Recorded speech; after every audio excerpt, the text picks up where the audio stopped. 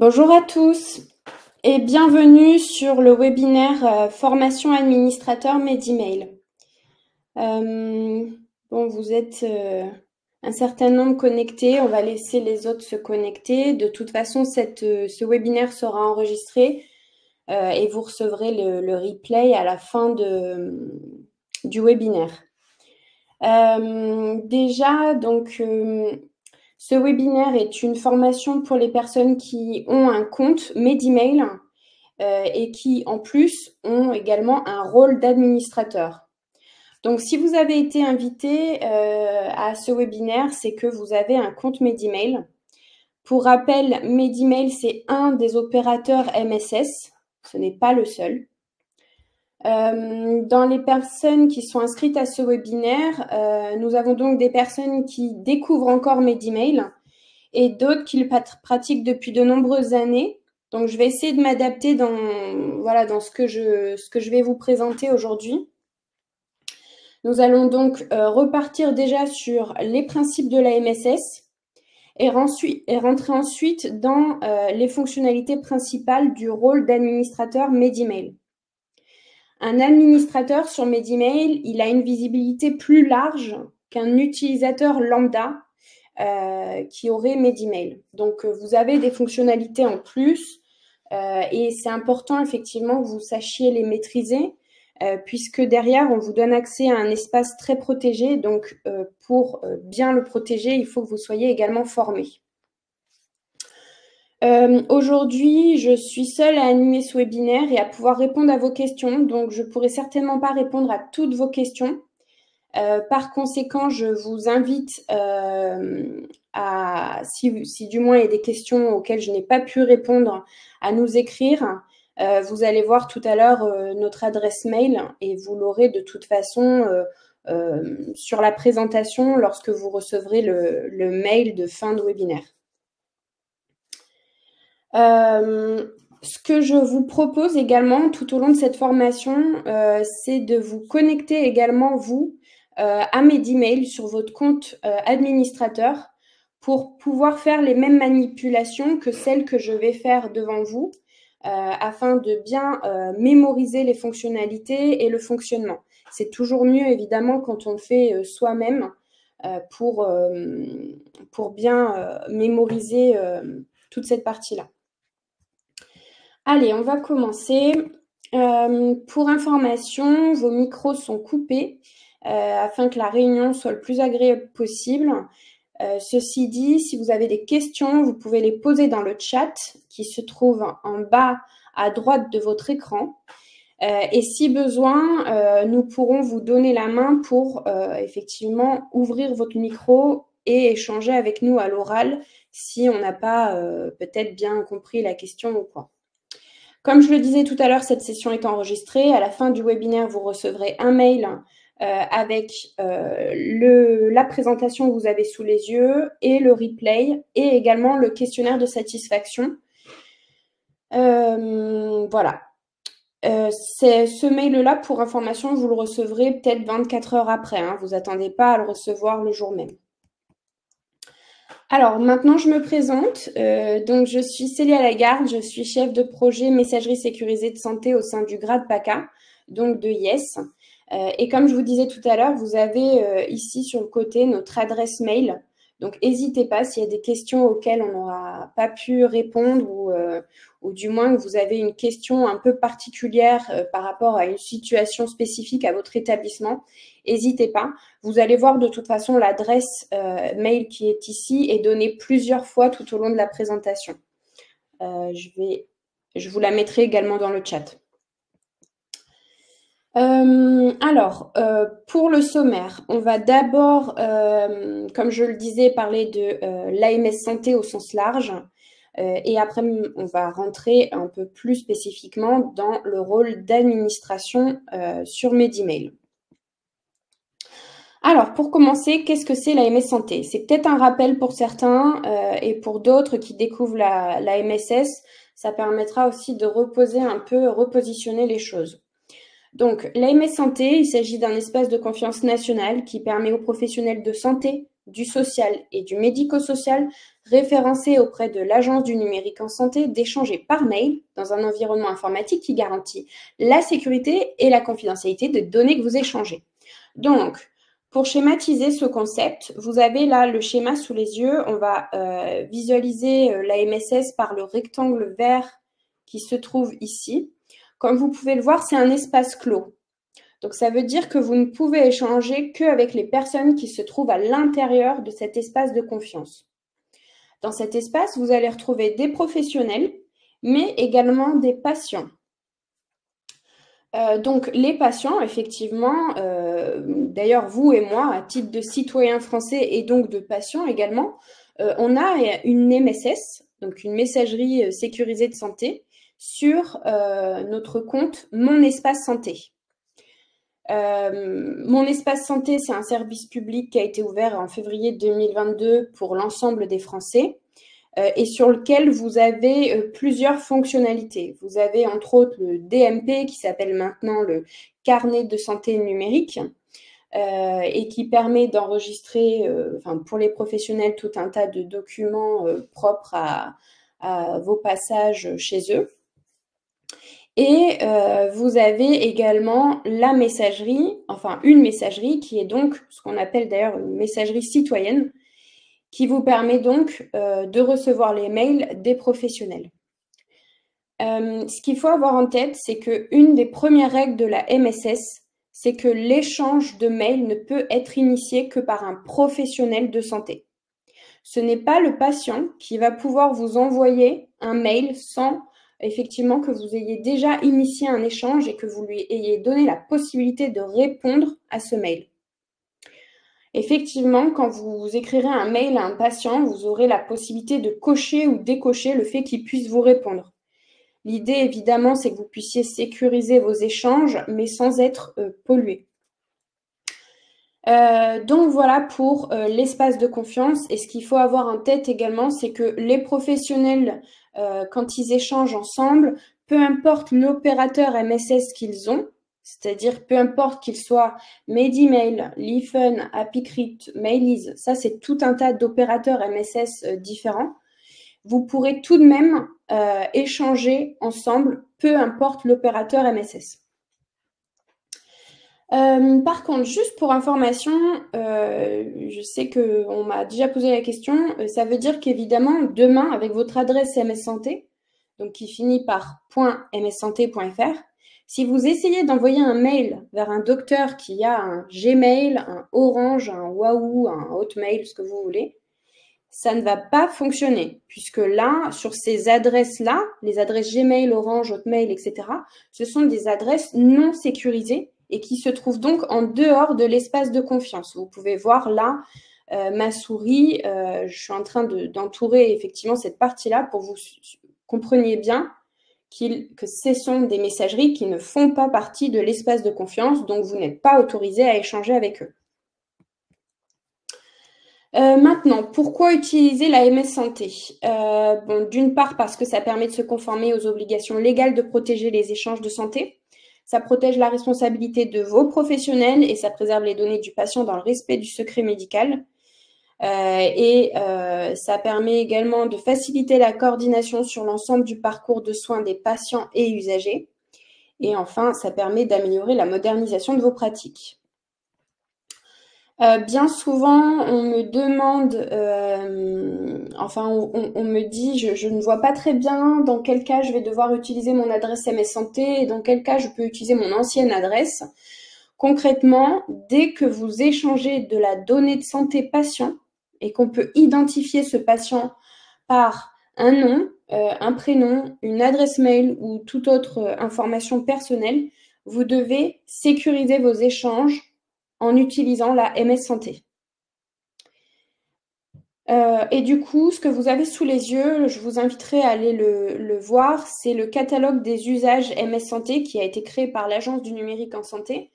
C'est un catalogue interactif, donc en fait, quand vous cliquez sur ce lien ici, vous allez avoir le catalogue qui s'ouvre et vous pouvez cliquer sur, vous voyez, votre domaine et ensuite sur votre typologie de structure, et ça va vous donner tout un tas d'échanges au quotidien que vous avez, et ça va vous permettre du coup de visualiser comment ça se passe avec l'AMS Santé.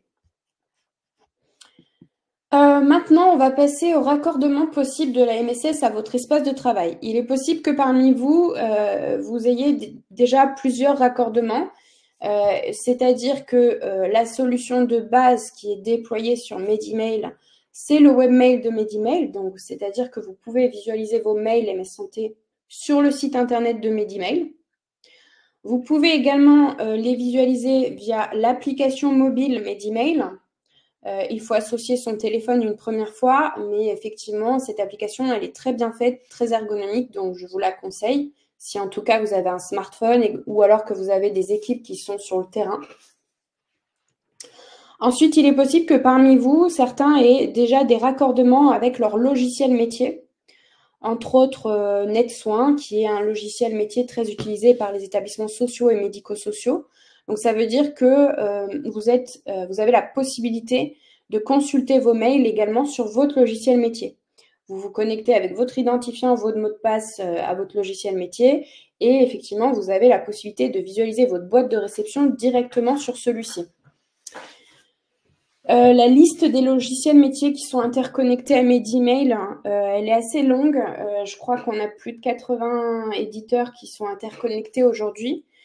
Si vous souhaitez avoir des informations sur l'interconnexion possible avec votre logiciel métier, n'hésitez pas à nous écrire par mail pour que je vous donne la réponse si effectivement votre logiciel est déjà interconnecté avec Medimail. Et ensuite, on a effectivement le quatrième raccordement possible, c'est via votre outil de messagerie. Donc, par exemple, si vous avez Outlook. Alors, c'est possible, effectivement, mais il faut avoir en tête qu'on vous donne accès à un espace de confiance qui est très sécurisé. Donc, évidemment, on vous demande des prérequis sur votre outil de messagerie qui sont importants. Donc, là encore, si vous voulez avoir des informations, il faudra nous écrire pour qu'on vous donne le détail. Allez, on va rentrer dans le vif du sujet et dans l'administration de Medimail. Alors, Medimail, je vais vous parler évidemment de la partie webmail puisque c'est sur le site internet de Medimail que vous allez pouvoir gérer vos utilisateurs et votre structure. Vous êtes administrateur et effectivement, vous avez des droits particuliers sur le webmail de Medimail. Alors, ce que vous avez sous les yeux, c'est le site internet de Medimail. Sur n'importe quel moteur de recherche, vous tapez Medimail, vous allez tomber sur ce site internet. Vous pouvez vous connecter soit par votre adresse mail, donc qui est votre identifiant, et votre mot de passe en cliquant sur Connexion, ou alors via ProSanté Connect. ProSanté Connect, c'est un service public qui vous permet de vous connecter via votre carte professionnelle ou votre ICPS si vous en avez une. Donc, n'hésitez pas aussi à venir paramétrer votre carte. Quand vous vous connectez, donc quand vous tapez votre identifiant, votre mot de passe et que vous faites connexion, le site va vous demander un code à usage unique. Ce code à usage unique vous est envoyé sur votre boîte de réception professionnelle. Vous venez récupérer ce code et le copier à l'intérieur pour pouvoir ensuite visualiser votre boîte de réception. Donc là, c'est ma boîte de réception. Vous voyez en haut à droite, il y a mon nom, mon prénom. Donc ça veut dire que je suis connectée nominativement sur mon adresse MS Santé nominative. Si je souhaite, alors je vais passer directement sur ma boîte de réception. Si je souhaite accéder à ma boîte aux lettres organisationnelle, donc on va le voir tout à l'heure, hein, les différents types de boîtes aux lettres. Mais effectivement, ici, quand je clique sur mon nom, mon prénom, j'ai changé de compte. Et là, j'ai plusieurs boîtes aux lettres organisationnelles. Je clique sur l'une d'elles. Et maintenant, vous voyez en haut à droite, je ne suis plus connectée nominativement, mais je suis connectée sur mon compte organisationnel. Je reviens en arrière et je reprends la formation. Alors, maintenant, quand vous allez sur Medimail, vous avez plusieurs sigles en haut à droite de votre écran. À côté de votre nom, votre prénom, vous avez le sigle du cadenas, donc ça c'est l'authentification forte qui est obligatoire. Vous avez la partie, le sigle administrateur. Ensuite, vous avez le sigle boîte aux lettres, donc ça c'est pour revenir à votre boîte de réception. Et là, effectivement, vous avez un petit sigle également, point d'interrogation, qu'on verra tout à l'heure. Nous, on va se concentrer sur la partie administrateur. Donc, quand vous cliquez sur l'onglet administration, vous allez arriver sur l'administration de votre compte structure. Il est possible également parmi vous que vous ayez créé une arborescence particulière pour les gros groupes, entre autres. Vous pouvez avoir peut-être un siège plus plusieurs structures filles en visibilité. Donc, évidemment, vous cliquez sur la structure qui vous intéresse et vous allez avoir ce menu-là. Donc, on va parler de ce menu car effectivement, vous êtes les seuls en tant qu'administrateur à pouvoir le visualiser. Les utilisateurs lambda ne peuvent pas voir ce menu-là. Donc, le menu paramétrage de la structure. On va commencer par celui-ci. Je vais vous le mettre également à l'écran. Donc, comment on fait? On va dans Administration. Alors moi, je suis super admin, donc je vois beaucoup de structures, mais peu importe, je vais prendre le grade. On a mis des petits pièges, effectivement, pour que vous puissiez avoir tous les exemples possibles. Alors, le grade PACA. Je clique, donc là, comme je vous ai dit, j'ai tous mes menus à ma disposition en tant qu'administrateur. Là, j'ai le paramétrage de la structure. Quand je clique sur ce menu-là, je peux visualiser plusieurs onglets. Donc, l'identité, donc le numéro SIRET ou le numéro finesse de la structure, votre domaine, etc. La localisation, donc l'adresse à laquelle vous êtes, votre établissement est. Les administrateurs, donc ici on voit toute la liste d'administrateurs. Comme vous pouvez le voir, on peut avoir autant d'administrateurs qu'on le souhaite. Et si vous souhaitez supprimer un administrateur, vous pouvez. Et vous pouvez également en ajouter. Ce que vous ne pouvez pas faire en tant qu'administrateur, c'est vous supprimer vous-même. Il faut que ce soit un autre administrateur qui le fasse. Évidemment, le but étant qu'il y ait toujours un administrateur sur votre structure. Ensuite, vous avez l'onglet notification. Donc, la partie notification, c'est en gros, ici, vous pouvez gérer les notifications de tous les utilisateurs et des administrateurs. Donc là, vous pouvez supprimer des notifications pour les administrateurs. Et ici, vous avez la possibilité de gérer les notifications pour l'ensemble des utilisateurs Medemail que vous avez sous votre structure. Ceci dit, même si vous paramétrez ici des notifications par défaut, les utilisateurs peuvent aussi le paramétrer différemment de leur côté. Donc, ils peuvent effectivement venir modifier ces paramètres-là. Ensuite, nous avons l'onglet MS Santé sur lequel vous n'avez pas, qui est grisé. Vous ne pouvez pas le modifier, c'est normal. Ça, ce sont que les super administrateurs et c'est ce qui permet de rattacher votre compte structure à l'espace de confiance. Donc, évidemment, c'est très important. Et l'onglet Office 365, c'est, alors je ne vais pas détailler cet onglet-là, c'est pour certaines structures qui sont déployées depuis longtemps et qui ont un add-on à leur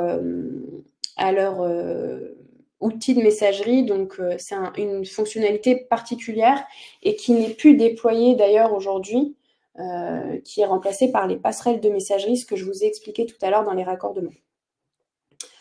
Ensuite, on va retourner sur le menu. Alors, vous verrez, d'ailleurs, je ne vous ai pas dit, mais le menu que vous avez là, sous les yeux, au milieu de votre écran, c'est le même que vous retrouvez sur le côté. Hein. Donc maintenant, on va rentrer sur la gestion des utilisateurs Medemail. Je vais revenir sur mon écran parce qu'il faut d'abord que je vous explique, avant d'arriver à cette partie-là, que je vous refasse un petit débrief des types de boîtes aux lettres MS Santé qu'on va rencontrer sur cet espace de confiance. Alors, j'insiste sur cette partie-là. Peut-être que pour vous, c'est pas nouveau, mais vous allez voir que de nombreuses erreurs sont faites au moment de la création de boîtes aux lettres, puisque vous avez pu en tête toutes les typologies de boîtes aux lettres, et c'est pour cette raison que je vais vous réexpliquer cette partie-là, qui est très importante. Alors, vous avez 3 familles. Il y a les boîtes aux lettres nominatives, qui sont pour des professionnels de santé, du social et du médico-social qui ont un RPPS ou ADELI. Donc ça veut dire que ces personnes-là sont habilitées par l'ANS à avoir une adresse MS Santé nominative, avec leur prénom et leur nom. Il y a également des boîtes aux lettres organisationnelles. Donc, c'est des boîtes aux lettres qui sont accessibles à plusieurs professionnels sous la responsabilité d'un professionnel habilité avec l'accord du responsable de la structure. Sur ces boîtes aux lettres-là sur Medimail, sur le webmail de Medimail, il y a une nouvelle règle depuis 2 ans et demi qui a été ajoutée. On est obligé d'avoir une boîte aux lettres nominative pour pouvoir se connecter à la boîte aux lettres organisationnelle. Pourquoi?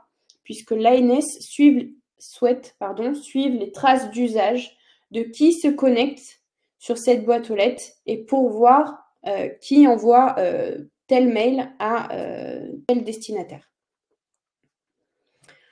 Donc ça, c'est le deuxième type de boîte aux lettres MS Santé. Et enfin, la troisième typologie que vous allez peut-être rencontrer, c'est la boîte aux lettres applicative. Donc la boîte aux lettres applicative, c'est un logiciel métier qui envoie en automatique des emails vers différents destinataires qui sont paramétrés au moment de la création de cette boîte aux lettres. Les destinataires peuvent être des professionnels de santé ou également des patients. Ces boîtes aux lettres-là, elles prennent la forme de noreply@nom-de-domaine.mssanté.fr ou ne pas répondre @. Donc bien souvent, pour vous donner un exemple, les laboratoires de biologie médicale, entre autres, ont beaucoup cette typologie de boîte aux lettres puisqu'ils envoient vos comptes rendus d'analyse de sang de cette manière-là vers le médecin prescripteur et le patient, effectivement, pour qu'il puisse avoir ces comptes rendus d'analyse. Voilà, on a vu les 3 familles de boîtes aux lettres. J'en profite également pour faire un petit laïus. Il faut avoir en tête qu'une boîte aux lettres sans activité pendant 1 an sera automatiquement supprimée. Évidemment, vous recevrez un mail 2 mois avant la suppression pour vous informer que si vous ne vous connectez pas à cette boîte aux lettres, elle sera définitivement supprimée. L'idée, c'est que évidemment, on s'est rendu compte que plusieurs professionnels ont parfois 1, 2, 3, voire plus d'adresses MS Santé. Donc, c'est évidemment pour faire un peu, on va dire, de ménage, si je peux me permettre. Pour certains professionnels, ça peut être justifié d'avoir plusieurs adresses parce que, par exemple, ils sont et libérales et salariés dans une structure et qu'ils veulent distinguer leurs 2 activités. Mais parfois, c'est plus qu'ils oublient en fait qu'ils ont déjà ouvert des adresses MS Santé chez plusieurs opérateurs et du coup, ça devient un peu compliqué pour les établissements après de savoir à quelle adresse s'adresser. Alors, maintenant qu'on a présenté ces 3 typologies de boîtes aux lettres, on va s'attarder sur les boîtes aux lettres nominatives puisqu'il existe plusieurs typologies de boîtes aux lettres nominatives sur Medimail. Il est important que vous les ayez en tête puisque en tant qu'administrateur, vous allez avoir la possibilité de créer des adresses nominatives à vos salariés ou à vos collègues. Donc évidemment, il faut que vous les créez du moins correctement avec les règles qui entourent cet espace de confiance. Pour information, si vous ne créez pas ces boîtes aux lettres correctement, l'ANS va effectivement vous relever les erreurs que vous avez commises. On en parlera un peu plus tard dans la formation. Effectivement, il y a un endroit où vous pouvez visualiser les descentes d'informations de l'ANS sur vos comptes. Dans les boîtes aux lettres nominatives, on va en rencontrer 3 types. Donc, il y a les boîtes aux lettres de type pair pour personnel. Ces boîtes aux lettres-là, ce sont pour des professionnels avec RPPS, ADELI ou RPPS+. Ces boîtes aux lettres, ce sont des boîtes aux lettres qui donnent accès nominativement à l'espace de confiance MS Santé. Et donc, elle peut également être connectée à une boîte aux lettres organisationnelle, comme toute typologie de boîte aux lettres nominative. Ensuite, vous avez des boîtes aux lettres de type MED pour MedEmail. Donc, ces boîtes aux lettres-là, elles sont destinées à des professionnels qui n'ont pas de RPPS, pas de ADELI, mais qui souhaitent en tout cas accéder à MedEmail pour pouvoir visualiser la boîte aux lettres organisationnelle de leur structure ou la boîte aux lettres organisationnelle du service dans lequel ils sont dans la structure. Donc évidemment, vous le voyez, le sigle à côté est barré, le sigle MS Santé, puisque ces personnes-là ne sont pas habilitées par l'ANS à avoir une adresse MS Santé nominative.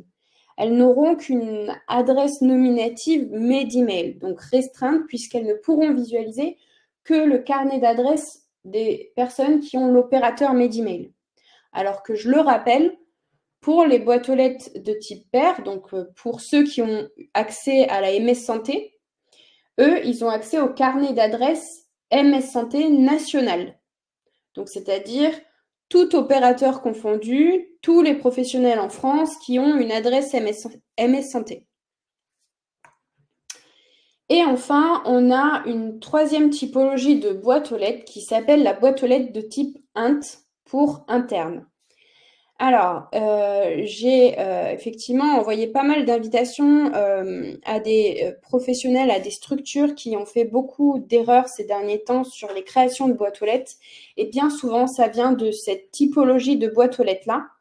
Donc, je vais un peu insister sur cette boîte aux lettres-là. Cette boîte aux lettres ne doit être utilisée que dans des cas très spécifiques et temporairement.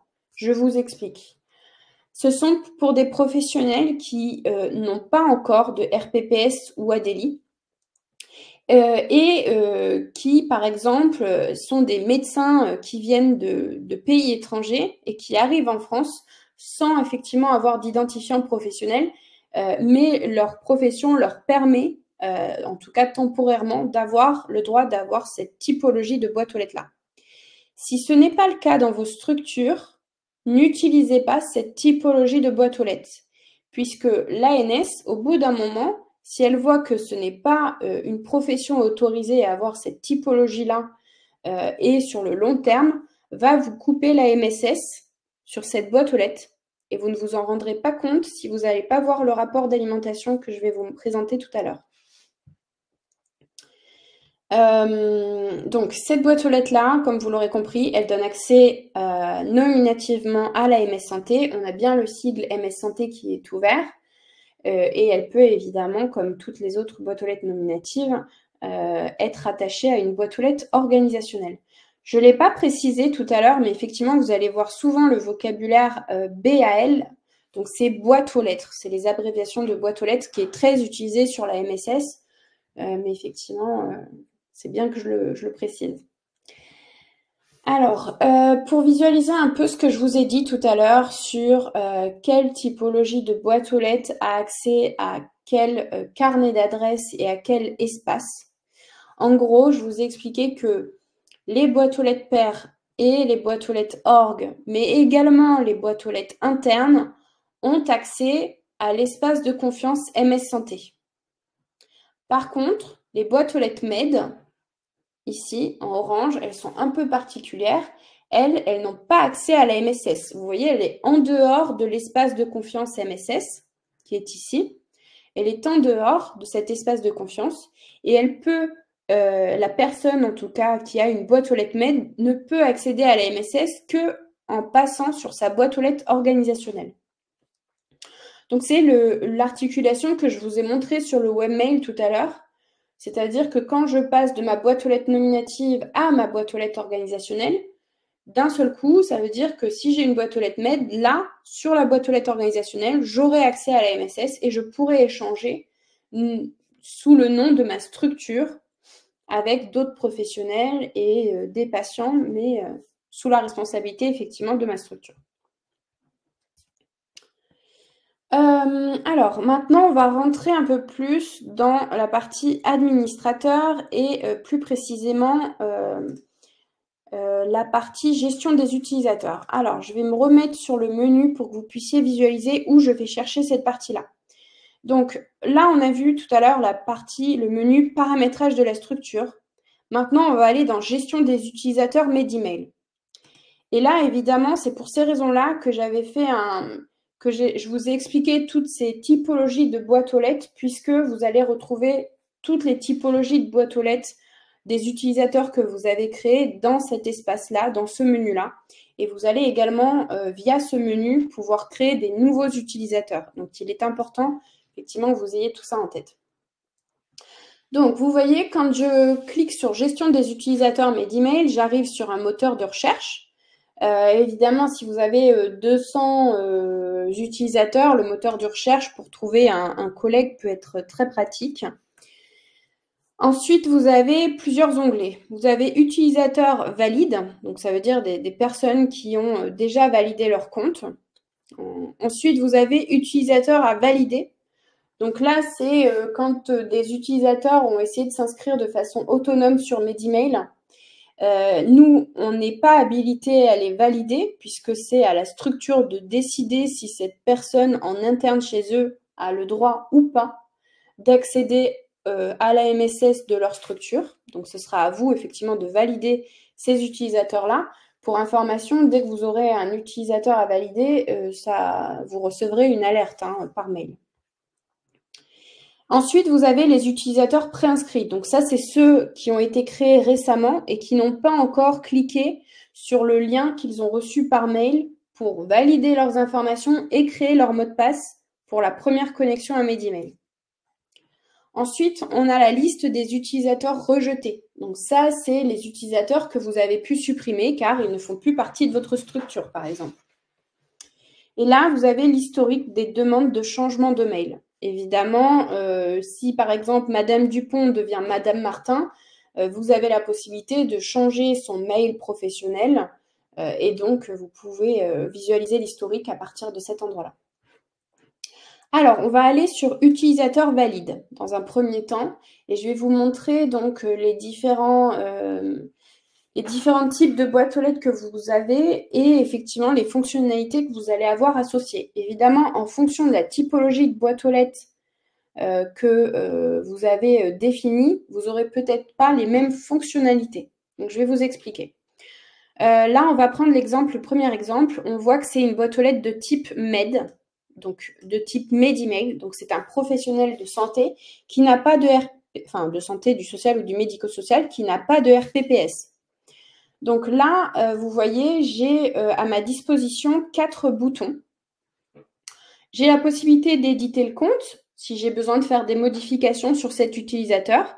Si j'ai besoin, entre autres, alors on va aller dessus, de changer l'adresse mail, si j'ai besoin de changer le prénom, si j'ai besoin de rajouter un numéro de téléphone, si j'ai besoin de rajouter tout un tas d'informations, je peux le faire ici.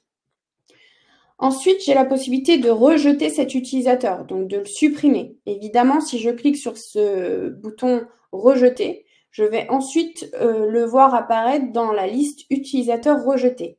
L'idée, évidemment, c'est que si vous l'avez fait par erreur, que vous puissiez le récupérer. Vous voyez, quand je vais dans « Utilisateurs rejetés », j'ai la possibilité de réhabiliter la personne. Et quand je la réhabilite, elle revient dans « Utilisateur valide ».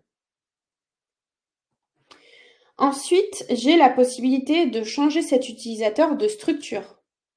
Imaginons que j'ai plusieurs structures, parce que j'ai une structure mère et plusieurs structures filles. Je peux effectivement basculer certains utilisateurs sur une autre structure. Et ensuite, on retrouvera également le bouton « Changer de mail » qu'on avait aussi dans la partie « Édition de compte ». Et là, dans le changement de mail, on peut mettre un nouveau mail si la personne a changé de mail professionnel.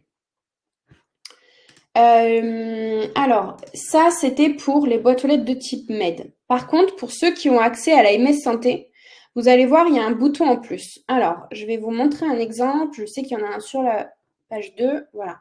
Là, ici, on a une personne qui a une boîte aux lettres de type pair. Donc, c'est-à-dire, c'est un professionnel qui a un RPPS, donc qui a le droit d'avoir une adresse SMS Santé. Et donc, de fait, vous voyez, j'ai un 5e bouton. Là, il est bleu, c'est un plus bleu, puisque ça veut dire qu'on va choisir son adresse SMS Santé, ici. Là, l'exemple que je vous donne, c'est quelqu'un qu'on vient de créer. Et donc, on n'a jamais encore ajouté de correspondance MS Santé, c'est-à-dire qu'on ne lui a jamais défini son adresse MS Santé. Donc, par exemple, ici, si je clique dessus et que je décide de valider cette adresse MS Santé-là et que j'enregistre, vous allez voir, alors je ne vais pas le faire là-dessus, je vais vous le montrer en dessous. Vous voyez en dessous, la personne ici, elle n'a pas de plus bleu, elle a un bouton qui s'appelle « Modifier une correspondance MS Santé ». Donc là, c'est quand on valide la correspondance, ça devient vert. Et donc là, après, ça veut dire que vous avez déjà une adresse MS Santé et qu'on peut par contre la modifier si besoin parce que vous voulez maintenant votre prénom, point nom ou vous avez changé de nom de famille. Donc ça, c'était pour l'exemple.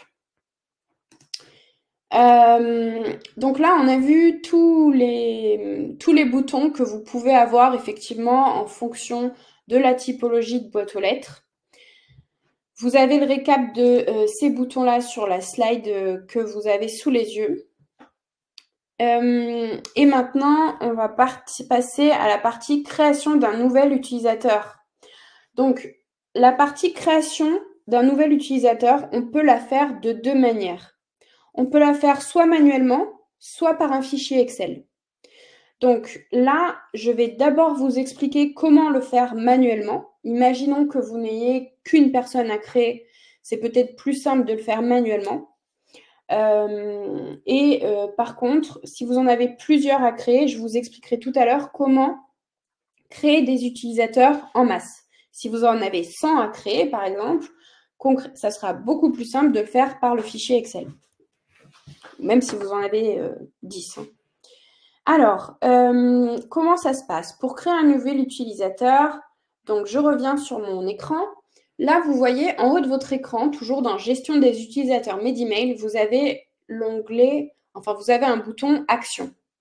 Donc là, quand je clique sur Action, j'ai un menu qui se déroule et j'ai plusieurs possibilités.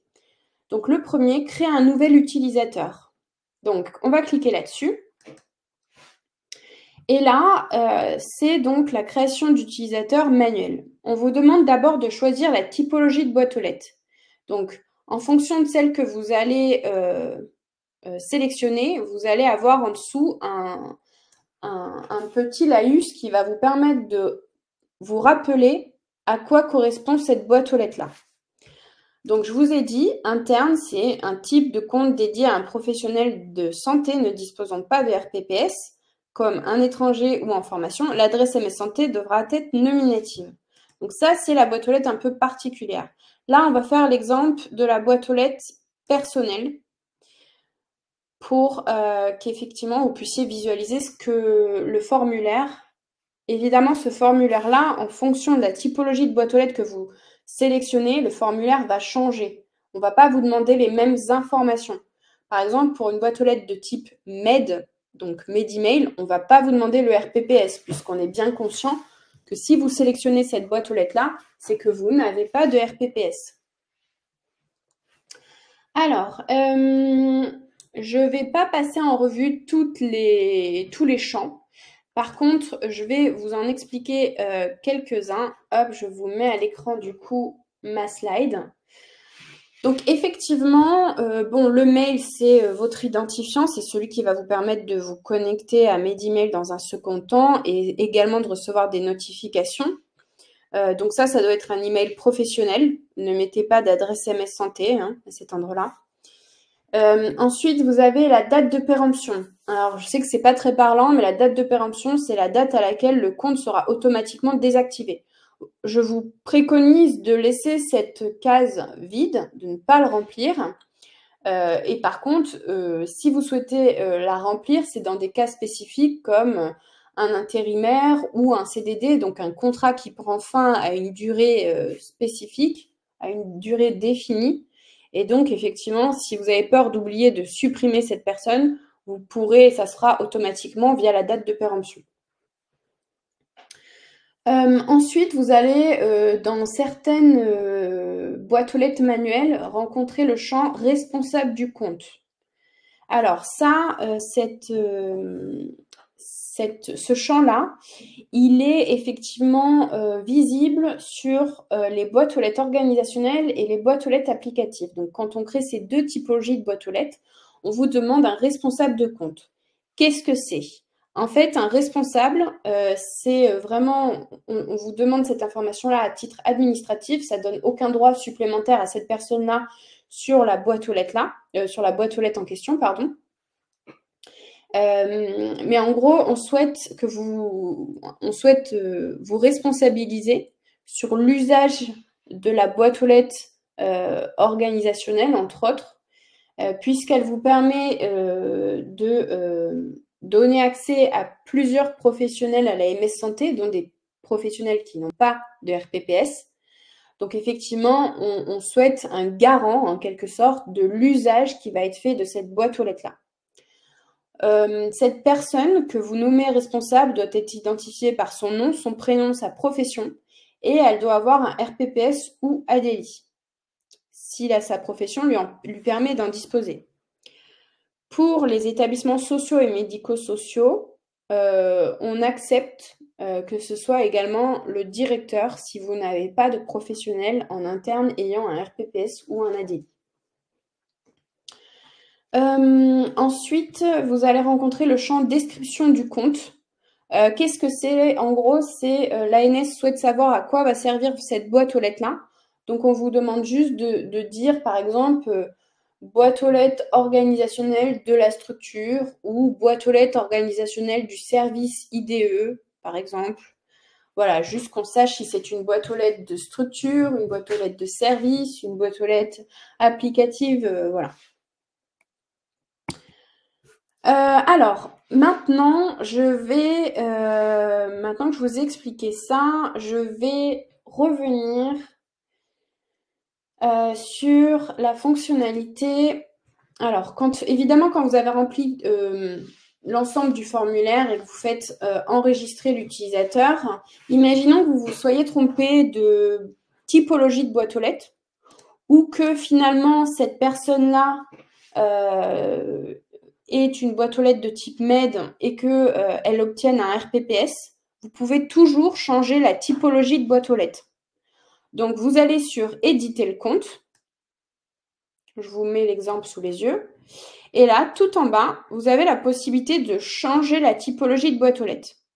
Donc, imaginons que cette personne ait obtenu un RPPS. Ça veut dire qu'elle va avoir le droit à une boîte aux lettres de type personnel maintenant. Ça veut dire qu'elle va avoir le droit d'avoir une adresse MS Santé nominative. Donc, je vous fais juste l'exemple. Je clique sur personnel, je valide.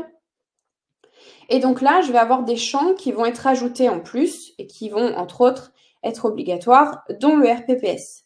Si je ne remplis pas cette case-là et que j'essaye d'enregistrer l'utilisateur, il va me le refuser. Il faut absolument taper un RPPS pour ensuite venir enregistrer l'utilisateur. N'oubliez pas que quand vous faites cette manipulation, qu'on enregistre du coup un utilisateur en boîte aux lettres nominative personnelle, ça veut dire que vous allez pouvoir ensuite lui choisir une adresse MS Santé. Donc, n'oubliez pas d'aller retrouver cette personne dans la liste et de lui rajouter son adresse MS Santé. Si vous ne cliquez pas sur le plus bleu et que vous ne lui donnez pas une adresse MS Santé, cette personne n'aura pas accès à la MSS. Donc, c'est comme si vous n'aviez pas transformé sa boîte aux lettres.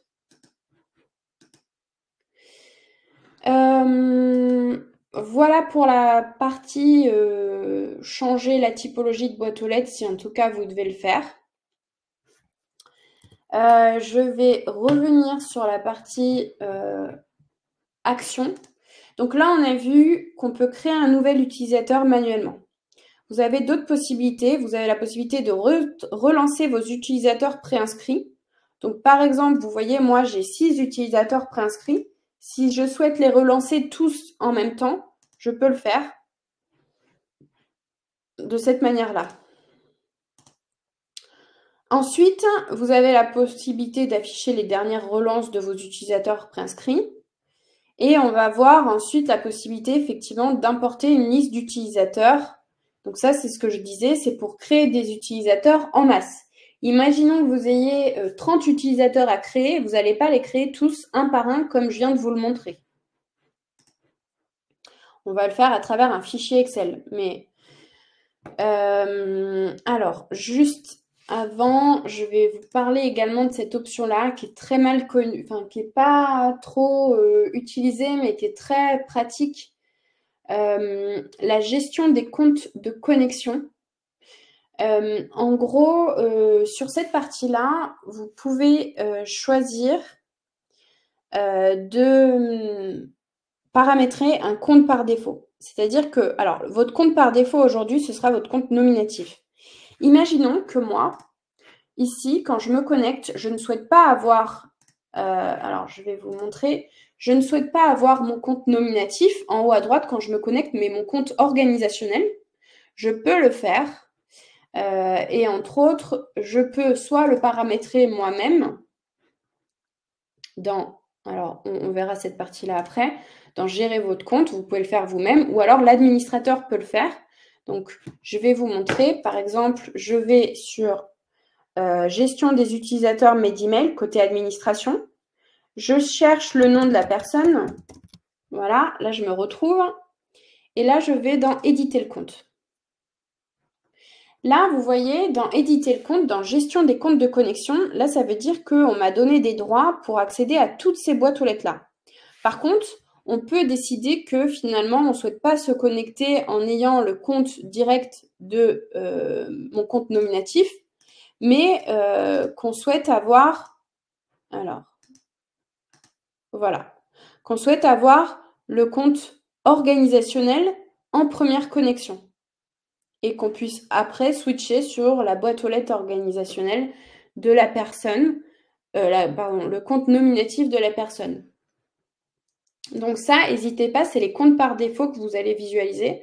Ça peut être bien pratique si vous avez par exemple une boîte aux lettres de type MED et que pour vous, il n'y a aucun intérêt à utiliser cette boîte aux lettres-là. Évidemment, c'est plus la boîte aux lettres organisationnelle que vous allez utiliser. Et dans ce cas-là, peut-être que c'est plus intéressant pour vous d'avoir en visibilité directe la boîte aux lettres organisationnelle de votre structure ou de votre service. N'oubliez pas, évidemment, quand vous faites une modification, à enregistrer. Hein. C'est-à-dire que là, vous avez vu, je n'ai pas voulu l'enregistrer. Mais si je fais une modification, il faut que j'enregistre l'utilisateur, sinon ça ne va pas marcher. Voilà pour cette partie gestion des comptes de connexion. Évidemment, quand vous créez un nouvel utilisateur, comme je vous ai dit, n'oubliez pas derrière de valider son adresse MS Santé si c'est un professionnel qui a une boîte aux lettres paires, ici. Et imaginons que je souhaite que cette personne-là que je viens de créer ait accès à une boîte aux lettres organisationnelle. Ça veut dire qu'il faut ensuite que j'aille sur, par exemple, ma boîte aux lettres organisationnelle. J'édite le compte de cette boîte aux lettres-là. Et je viens rajouter la personne que je viens de créer dans les comptes de connexion. Si je ne fais pas ça, cette personne ne pourra pas visualiser la boîte aux lettres organisationnelle. C'est à vous de choisir qui peut visualiser la donnée de santé patient qui arrive sur les boîtes aux lettres organisationnelles. Donc, vous rajoutez cette personne en notant son adresse mail et vous n'oubliez pas d'enregistrer la boîte aux lettres telle que vous venez de le faire. Voilà. Alors, maintenant que je vous ai dit tout ça, on va passer à la création d'utilisateurs, cette fois par import de fichiers Excel. Alors, je vous ai montré tout à l'heure comment créer un utilisateur manuellement. Maintenant, je vais vous montrer comment le créer en masse. Effectivement, bien souvent, quand on a, allez, même maintenant, quand j'ai que 5 utilisateurs ou 3 utilisateurs à créer, je le fais plus facilement par import que manuellement. Donc, comment on fait? On retourne sur notre menu qu'on a vu tout à l'heure. On va cliquer sur « Importer une liste d'utilisateurs ». Et cette liste qu'on va venir importer va nous permettre soit de créer des utilisateurs en masse, ou soit de modifier en masse les comptes Medemail qui sont déjà sur votre structure. Je vais vous montrer déjà comment créer un utilisateur, enfin plusieurs utilisateurs. Donc, on fait importer une liste d'utilisateurs. Là, quand j'arrive sur ce menu-là, j'ai la possibilité de télécharger le fichier load user, on va dire vierge, pour qu'effectivement vous puissiez le compléter. Je vous le mets à l'écran, il ressemble à ça. Là, il est vierge, vous voyez, il n'y a rien dedans. Moi, je vais vous mettre à l'écran un fichier rempli pour que vous puissiez effectivement visualiser les données qui vont être nécessaires dans ce fichier Excel. Alors, je vais passer en revue les colonnes qui peuvent vous interroger sur ce fichier Excel. Évidemment, sur la présentation que vous aviez à l'écran et qu'on vous partagera, vous aurez le rappel des colonnes et des champs à remplir. Comme vous pouvez le voir, c'est un fichier donc sur lequel, là, on a 3 boîtes aux lettres différentes. C'est des exemples c'est des exemples pour des formations d'ailleurs. Mais ça veut dire que là, si je souhaite créer ces 3 boîtes aux lettres, évidemment, je crée 3 lignes. Si je souhaite créer 10 boîtes aux lettres, ça veut dire que sur ce fichier, j'aurai 10 lignes. Chaque boîte aux lettres que vous avez sous les yeux correspond à un utilisateur différent. Le premier utilisateur, Monsieur Dupont-Laurent, on voit qu'il a une boîte aux lettres de type personnel puisqu'il a un RPPS. Le deuxième utilisateur, Madame Martin-Carole, elle n'a pas de RPPS ou d'ADELI. Donc, on est dans le cas d'une boîte aux lettres de type MED pour Medemail, donc un professionnel sans RPPS, sans identifiant professionnel. Et ensuite, la dernière ligne, on est dans le cas d'une boîte aux lettres organisationnelle, puisque vous pouvez le voir, le nom-prénom, ce n'est pas une personne physique, c'est une personne morale. Tous les champs qui sont remplis ici sont obligatoires si vous voulez créer une boîte aux lettres de la typologie que vous avez sélectionnée. Donc, dans la colonne A, on va vous demander votre adresse professionnelle, c'est-à-dire l'adresse que vous avez dans votre structure en tant que professionnel. Donc là, c'est dans le cas, les exemples que vous avez, c'est des professionnels, enfin c'est des pharmaciens. Donc bien souvent, ils n'ont pas de nom de domaine. En revanche, imaginons que vous ayez une structure qui s'appelle EHPAD Saint-Martin. Peut-être qu'elle aura un nom de domaine et que ses adresses, ce sera @ehpadsaintmartin.fr. Donc évidemment, elle marquera toutes ses adresses professionnelles de ce type-là. Pour créer une adresse nominative, on vous demande de renseigner dans la colonne A une adresse nominative. C'est-à-dire que pour Monsieur Dupont-Laurent, je ne suis pas censée avoir ici en adresse service.secrétariat@ehpadsaintmartin.fr. Je dois avoir une adresse nominative personnelle, puisque c'est rattaché au nom, prénom, RPPS d'une personne physique. Par contre, pour les adresses organisationnelles, évidemment, vous pouvez mettre une adresse mail générique. Donc, secrétariat ou pharmacie du Soleil, ce n'est pas un problème. Ces adresses-là, pour rappel, en tout cas pour les adresses nominatives, elles vous permettent de vous connecter à Medemail. Par contre, pour les boîtes aux lettres organisationnelles, vous le savez, vous ne pouvez plus vous connecter avec ces adresses-là génériques sur Medemail. Ce n'est pas possible. Vous ne pouvez vous connecter à une adresse organisationnelle que nominativement. Mais cette adresse qu'on vous demande ici, elle nous permet de vous envoyer des notifications quand vous recevez des mails MS Santé. C'est tout. Ensuite, je vais passer, alors RPPS ADELI, raison sociale, ça ne demande pas spécialement d'explication, l'adresse de votre structure, les numéros de téléphone, la profession. Alors, dans la colonne P, vous avez un menu déroulant avec tout un tas de professions. Il est possible que vous ne trouviez pas votre profession, donc n'hésitez pas, si c'est le cas, à taper sur « Autre » et vous avez « Autre profession sanitaire »,« Autre salarié de la structure sociale », etc., etc. Ensuite, on va passer en revue donc la typologie de boîte aux lettres. Donc ça, c'est ce qu'on disait tout à l'heure. C'est les différents types de boîtes aux lettres que vous allez pouvoir rencontrer. Comme je l'expliquais tout à l'heure, Monsieur Dupont, il a une boîte aux lettres paire puisqu'il a un RPPS. Madame Martin, elle a une boîte aux lettres de type MED puisqu'elle n'a pas de RPPS. Et ici, on a une boîte aux lettres organisationnelle. Si vous ne saisissez pas cette donnée, vous aurez une erreur sur l'import et effectivement, il vous refusera d'importer la boîte aux lettres en question. Ensuite, les colonnes jaunes qui sont à remplir à la suite, ce sont des colonnes qui concernent uniquement la boîte aux lettres organisationnelle. Donc ici, on vous demande entre autres de saisir un finesse ou un sirène ou un sirette. Faites en sorte que ça colle à ce que vous avez déjà saisi dans les paramétrages de la structure. Tout à l'heure, on a vu dans l'identité de votre structure, vous avez déjà renseigné le numéro finesse ou le numéro sirette de votre structure. Donc, si ici, vous avez déjà un finesse géographique, vous renseignez le finesse, le même finesse ici.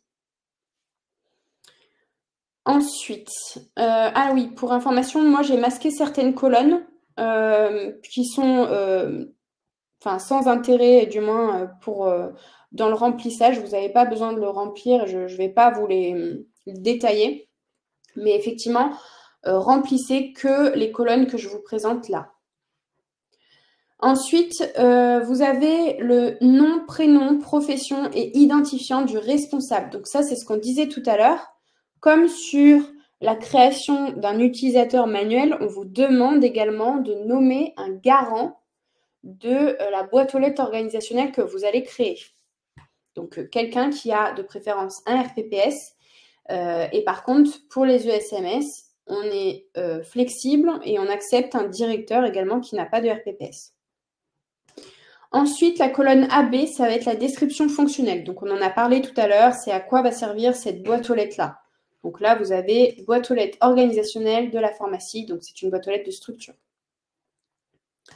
Ensuite, la colonne AD, ça va être votre correspondance MSS. Vous vous rappelez, tout à l'heure, manuellement, on a appuyé sur le plus bleu pour valider l'adresse MS Santé nominative de la personne. Donc là, ça va être la même chose.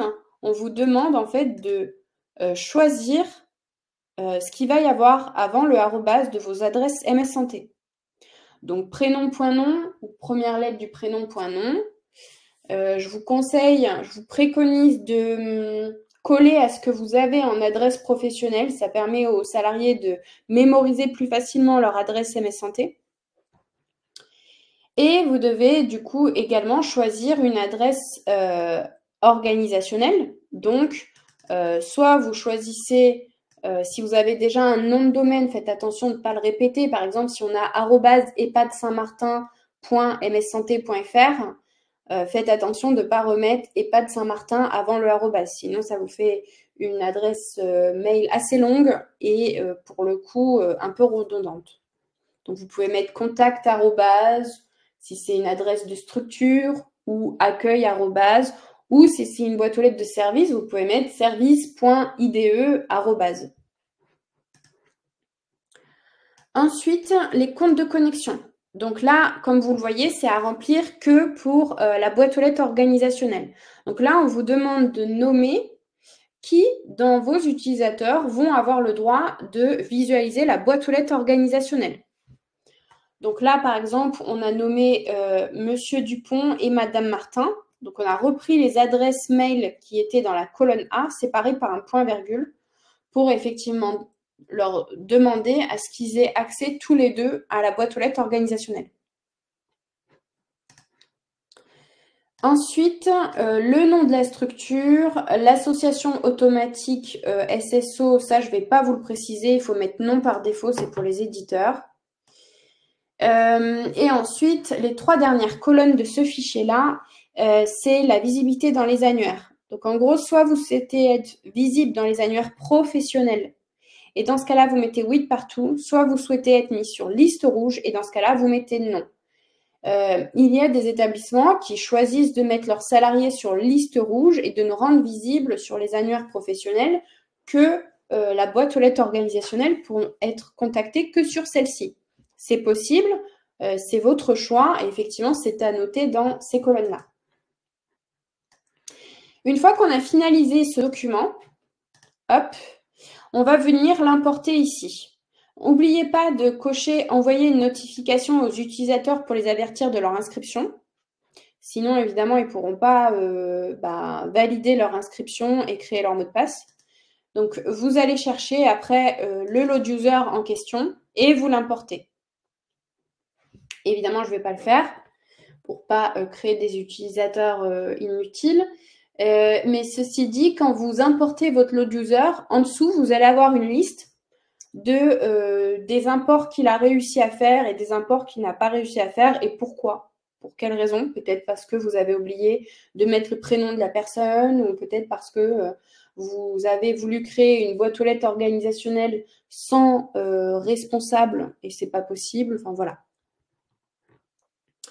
Donc cet import de fichier Excel, elle est très pratique pour créer des utilisateurs en masse, mais également faire des modifications d'utilisateurs. Imaginons que je vais dans gestion des utilisateurs mes emails. Donc je retourne sur mon menu de base, je vais dans la suite, je vais exporter une liste d'utilisateurs au format Excel. Donc vous allez voir que quand je le fais, je vais exporter pour cette structure-là uniquement.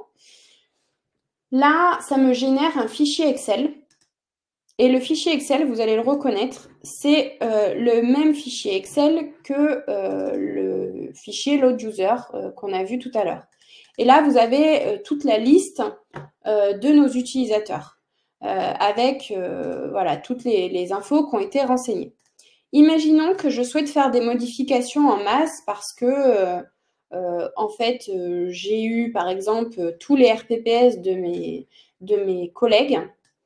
Ici, je rajoute tous les RPPS des personnes que j'ai en face. Je change les typologies de boîte aux lettres en paires, etc. Ou je change ce qu'il y a à changer.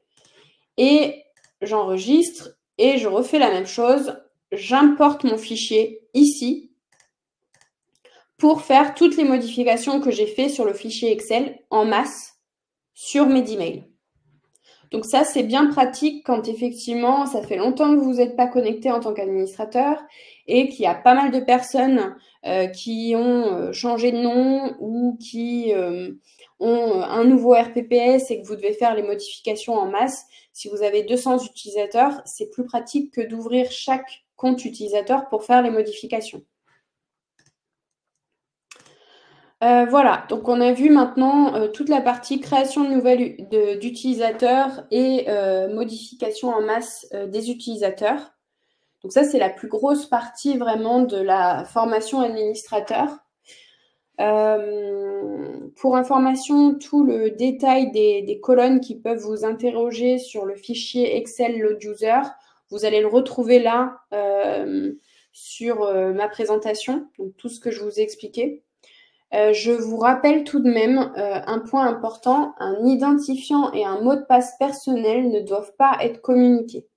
Donc, si vous vous connectez nominativement, vous ne pouvez, dans tous les cas, vous vous connectez nominativement, vous ne pouvez pas partager ces identifiants et ces mots de passe.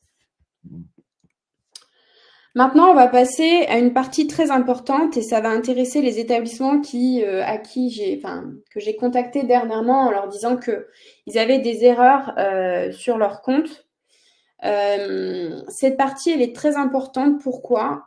Puisque si vous ne corrigez pas les erreurs de création d'utilisateurs, l'ANS, entre autres, peut vous bloquer la MSS des adresses en question. Vous ne vous en rendez pas compte quand vous envoyez vos mails parce qu'en fait, maintenant, ça veut dire que quand vous êtes bloqué sur la MSS, vous envoyez tout de même un mail, mais sur le canal Medemail. Ça veut dire que seulement les opérateurs Medemail pourront visualiser votre mail. Du coup, vous n'utilisez plus la MS Santé. Et donc, ceux qui sont, les établissements que vous essayez de contacter qui ont d'autres opérateurs MSS que Medemail ne pourront pas visualiser votre mail. Donc là, c'est très problématique. J'ai eu le cas, entre autres, de 2 établissements marseillais ces derniers jours qui me disaient « je comprends pas, j'arrive pas à recevoir les mails du CH, blablabla ».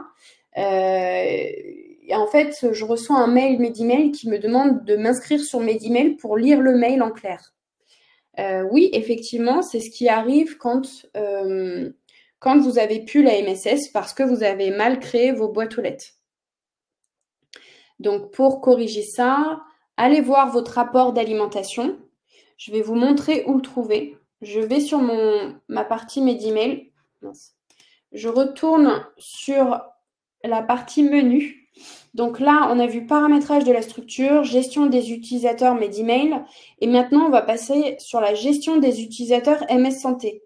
Là, quand on clique là-dessus, donc vous allez avoir le détail de toutes vos adresses qui ont du moins une correspondance MS Santé. Mais le plus important de cet onglet, ça va être le rapport d'alimentation. Ça, c'est le rapport sur lequel va être noté les erreurs que vous avez pu commettre en créant des boîtes aux lettres. Alors, j'ai fait exprès de laisser sur nos comptes des erreurs pour que vous puissiez visualiser à quoi ça ressemble. Quand je génère le rapport, là, vous voyez, il me dit que j'ai des erreurs bloquantes. J'en ai 5. Et effectivement, quand je regarde dans le détail, là, je vois que j'ai des erreurs bloquantes sur certains utilisateurs. Si je ne corrige pas ces erreurs-là, ces adresses MS Santé peuvent être, du moins, l'ANS peut avoir coupé l'AMS Santé de ces adresses-là. Donc, en fait, ça veut dire qu'elle n'échange plus que sur le canal Medemail sans s'en rendre compte. Là, vous avez le détail de l'erreur. Là, entre autres, il y a écrit « L'identifiant national du professionnel transmis n'existe pas dans le référentiel des identités ».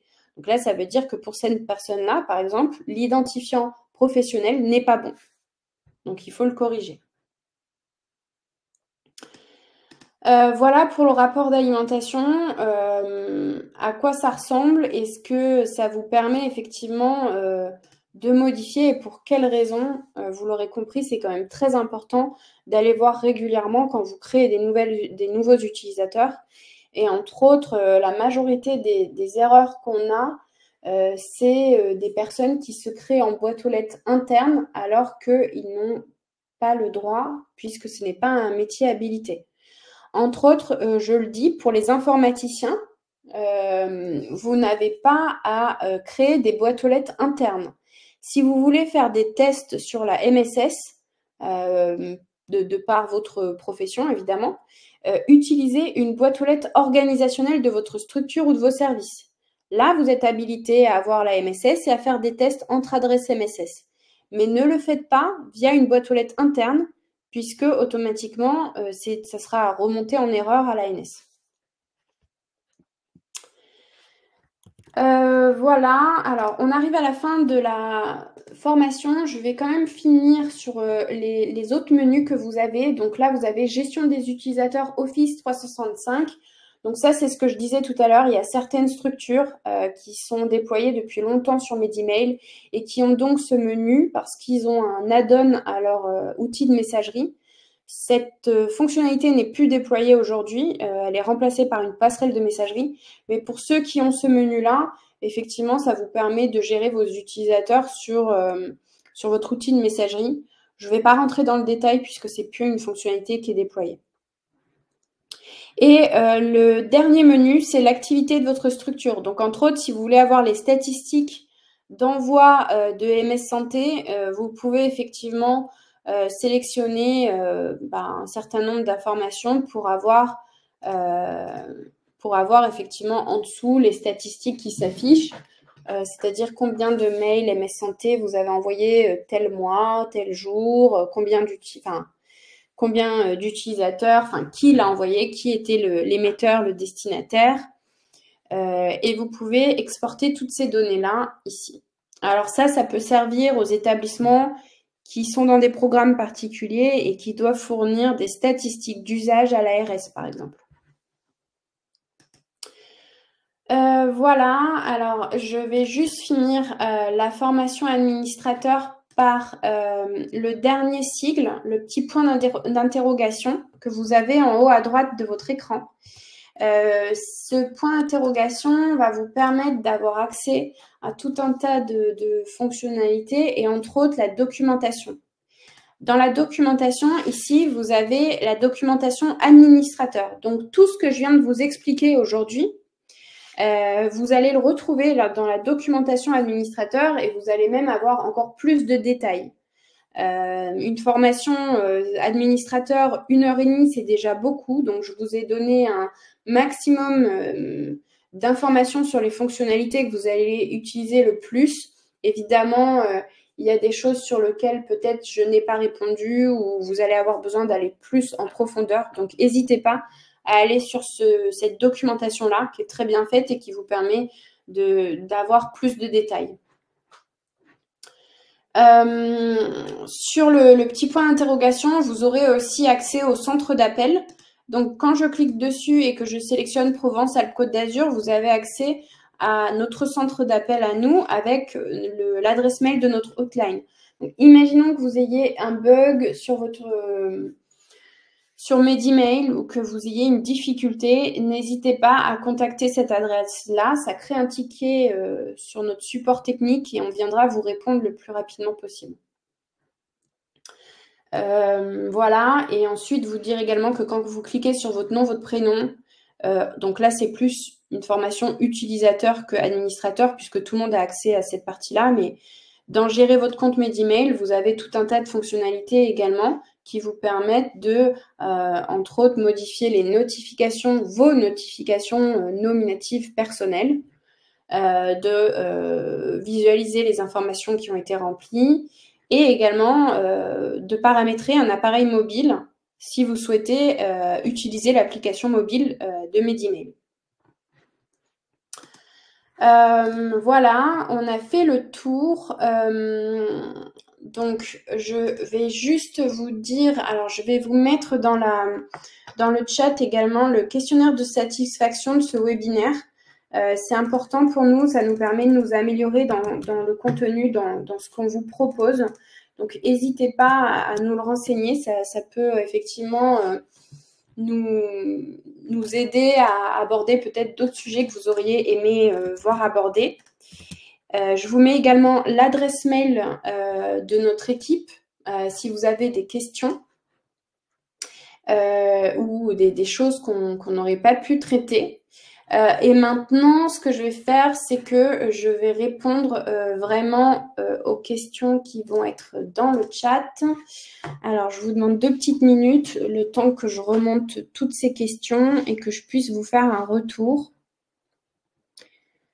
Alors, peut-on avoir le support, s'il vous plaît? Oui, alors vous aurez le support. En fait, donc c'est Julie, chez nous, qui va effectivement vous envoyer un mail avec la présentation que vous avez sous les yeux et également le questionnaire de satisfaction et le lien du replay de notre visio pour que si vous n'avez pas réussi à visualiser toute la formation, que vous puissiez visualiser la fin ou le début que vous avez loupé. Ou même le partager à des collègues qui sont également administrateurs dans votre structure et qui ont besoin d'avoir cette formation. Alors, peut-on attribuer une adresse mail d'email à un non-professionnel santé comme une secrétaire par exemple? Oui, effectivement, vous pouvez. Alors, une adresse mail d'email. Alors, je vais revenir sur la slide qui correspond à votre question. Voilà, donc ça, c'est les boîtes aux lettres nominatives que je vous ai présentées tout à l'heure. Si votre secrétaire, par exemple, n'a pas de boîte aux lettres, enfin, pardon, n'a pas d'identifiant professionnel, c'est-à-dire de RPPS ou d'ADELI, elle va avoir, du coup, vous allez devoir lui donner une boîte aux lettres de type MED pour MedEmail. Cette boîte aux lettres-là, ça veut dire qu'elle n'aura pas d'adresse nominative MS Santé associée à cette boîte aux lettres-là, puisqu'elle n'a pas le droit, vu qu'elle n'est pas un professionnel habilité par l'ANS. Par contre, elle pourra tout de même accéder à la MS Santé, puisqu'elle pourra switcher sur sa boîte aux lettres organisationnelle. Et c'est sur la boîte aux lettres organisationnelle qu'elle pourra envoyer des mails et recevoir des mails de l'extérieur, c'est-à-dire de l'espace de confiance MSS d'autres établissements.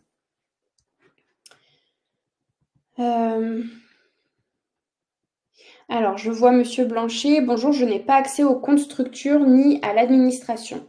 Alors, Monsieur Blanchet, si vous n'avez pas accès au compte structure et à l'administration, c'est que vous n'avez pas été nommé administrateur de votre structure par votre établissement.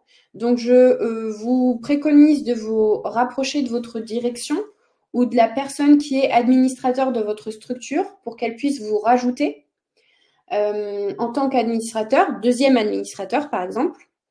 Et comme ça, vous pourrez effectivement visualiser les fonctionnalités que je vous ai présentées aujourd'hui.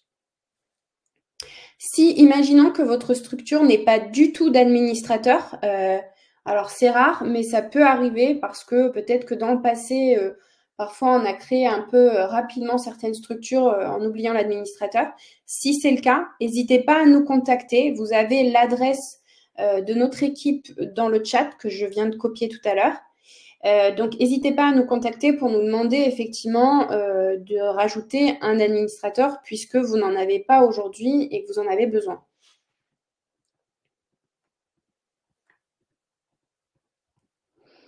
Y aura-t-il un replay de ce webinaire? Oui, Madame Manfredi, vous recevrez un replay effectivement par mail. Je dirais il faut attendre demain ou après-demain.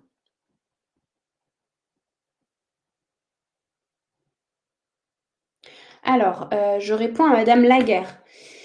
Afin de créer des boîtes aux lettres organisationnelles pour les secrétariats médicaux, devons-nous les rattacher à un RPPS plus? Alors, une boîte aux lettres organisationnelle ne se rattache pas à un identifiant professionnel. Un RPPS, un RPPS plus ou un numéro ADELI, ce sont des numéros, ce sont des identifiants professionnels pour une personne physique. C'est-à-dire que ça doit être effectivement donné que dans le cas de boîte aux lettres nominative. Par contre, dans une boîte aux lettres organisationnelle, comme je l'ai montré tout à l'heure dans le fichier Excel, on vous demande effectivement de donner votre finesse ou votre sirette ou votre sirène. Et effectivement, une boîte aux lettres organisationnelle, derrière, ce sont les informations de la structure, puisque là, c'est la responsabilité va à la structure.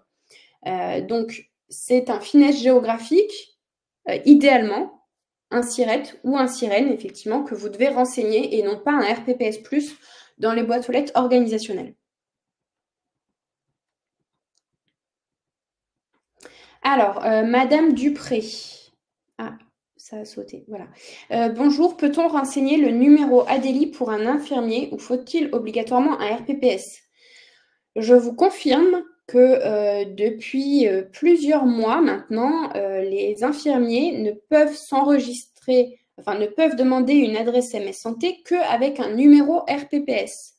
Les numéros ADELI, ils ont effectivement été transformés en RPPS et la fenêtre qui était donnée aux infirmiers pour faire la modification est maintenant fermée. Donc, par défaut, tous les infirmiers qui avaient des ADELI ont leur RPPS qui a été transformé. Par contre, je sais que bien souvent, on me dit ah, alors je suis infirmier, mais je n'ai pas connaissance de mon RPPS. Alors, si c'est le cas, je vous invite à aller sur l'annuaire de santé. Donc, c'est annuaire.santé.fr. Et effectivement, sur cet annuaire-là, quand vous tapez le nom-prénom d'un professionnel et entre autres d'un infirmier, vous allez retomber sur sa fiche, si effectivement il a bien été inscrit à l'ordre, etc. Vous allez retomber sur sa fiche et vous allez pouvoir voir son RPPS. Et donc, effectivement, vous pourrez lui transmettre son RPPS de cette manière-là.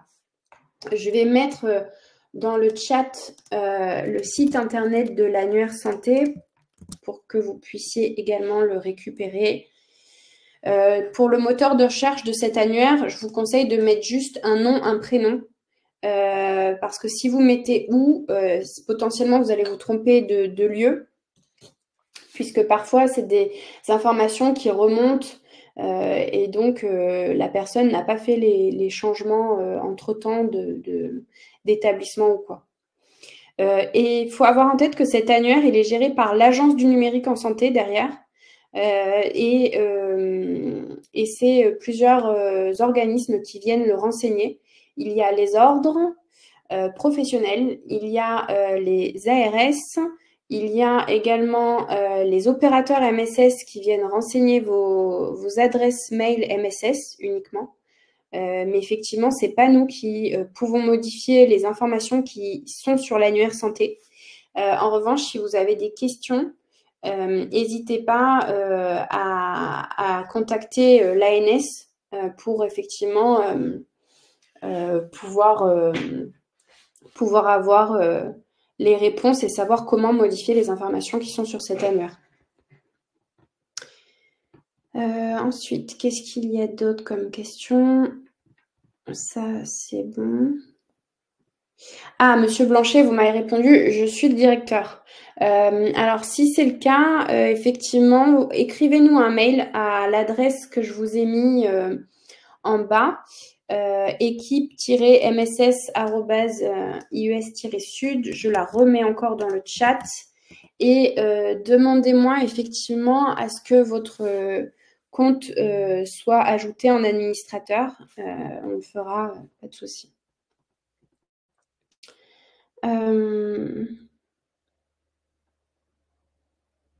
Alors, Madame Déninger qui me pose la question, est-ce qu'un message MS Santé envoyé via une boîte aux lettres organisationnelle est reçu en précisant les noms et prénoms de l'expéditeur? Non, c'est une boîte aux lettres organisationnelle de structure ou de service. Si vous souhaitez que votre nom apparaisse, vous pouvez paramétrer des signatures sur mes emails ou vous pouvez tout simplement signer de votre nom, votre prénom. Par exemple, là, je suis sur ma boîte de réception, j'envoie un nouveau message à un professionnel. Ici, j'ai la possibilité de sélectionner ma signature et effectivement, quand j'enverrai mon mail, bonjour, blablabla, même si je suis sur ma boîte aux lettres organisationnelle, ça enverra avec en signature mon nom, mon prénom. Donc ça, c'est quelque chose qui se paramètre au niveau de la boîte aux lettres organisationnelle. Ou alors, vous pouvez tout simplement, sur votre boîte aux lettres organisationnelle, signer cordialement Célia Lagarde. Voilà. Si vous avez besoin effectivement de vous distinguer parce que vous êtes plusieurs à avoir accès à cette boîte aux lettres-là. Ah, Madame Déninger, je vois votre retour. Précision, les mails sont envoyés depuis NetSoin. Alors, sur NetSoin, effectivement, donc l'éditeur, c'est Teranga. Si vous avez des questions concernant vos logiciels métiers et la forme et les fonctionnalités que vous avez sur votre logiciel métier, c'est vraiment votre éditeur qui va pouvoir vous répondre. Nous, on ne fait pas partie de Teranga. On n'est pas capable de vous dire si le bouton sur Teranga il est vert ou il est jaune et si vous pouvez créer une signature et comment. Ça, on n'a pas la main dessus. Donc, je vous préconise effectivement de vous rapprocher de Teranga pour qu'ils puissent vous former sur la partie MSS si besoin ou effectivement que vous puissiez avoir ces informations-là. Nous, effectivement, aujourd'hui, on vous présentait mes emails puisque En tant qu'administrateur, vous avez accès et vous pouvez gérer vos utilisateurs que sur le webmail. Mais ceux qui ont entre autres NetSoin, vous avez aussi sur NetSoin des administrateurs et je sais entre autres que vous pouvez choisir également sur NetSoin qui de vos utilisateurs NetSoin peuvent avoir accès à la boîte aux lettres organisationnelle. Donc là, effectivement, c'est de nouveau un paramétrage qui se fait sur le logiciel métier et non pas sur le webmail. Et d'ailleurs, souvent, ces personnes qui ont des logiciels métiers ne se connectent presque plus au webmail de Medimail, même les administrateurs, puisqu'en fait, vous arrivez à administrer directement sur NetSoin. Voilà. Bon, écoutez, je crois qu'on arrive au bout des questions. Donc, je vous remercie en tout cas pour votre participation. N'hésitez pas, si vous avez des questions, à nous contacter en direct. Je vous ai remis à l'écran notre adresse équipe et également l'adresse du support technique, si besoin, avec notre numéro de téléphone. On est là effectivement pour vous accompagner tout au long de la vie de votre compte Medimail. Je vous souhaite à tous une bonne journée et à bientôt. Au revoir.